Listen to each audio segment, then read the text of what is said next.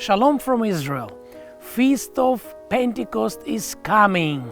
It's a time of celebration, time to celebrate Holy Spirit, His glory, His works, and His presence in our life.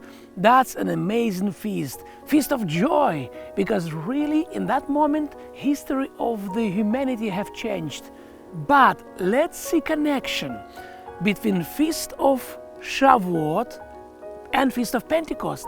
Shavuot is biblical feasts that people of Israel have celebrated year by year for more than 1,000 years before Jesus.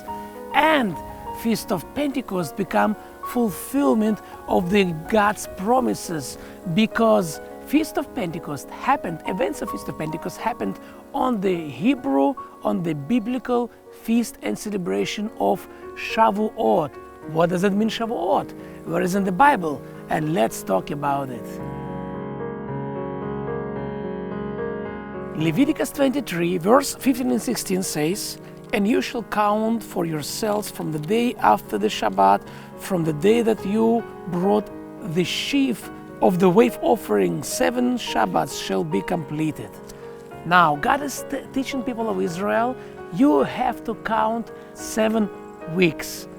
It's only feast in the Bible when God said, name of this feast, actually, Feast of Weeks. Shavuot is a week, and many weeks is Shavuot. So God has literally given name to this feast, Feast of Weeks or Feast of Shavuot. Also God is saying, you shall count from the Chag HaBikurim, from the Feast of the First Fruits, you shall count 7 weeks and then celebrate. Interesting, but all the other stories have specific dates from the Lord, but here God said, count. You shall count. Every day new Omer or new sheaf. We call it Feast of Shavuot, Feast of Sfirat Omer or counting sheaf. So, God is teaching us, watch out, to be ready, to prepare, and to count every day. There is a beautiful expression in English, count your blessings. That's it. It's a time to count God's blessings day by day.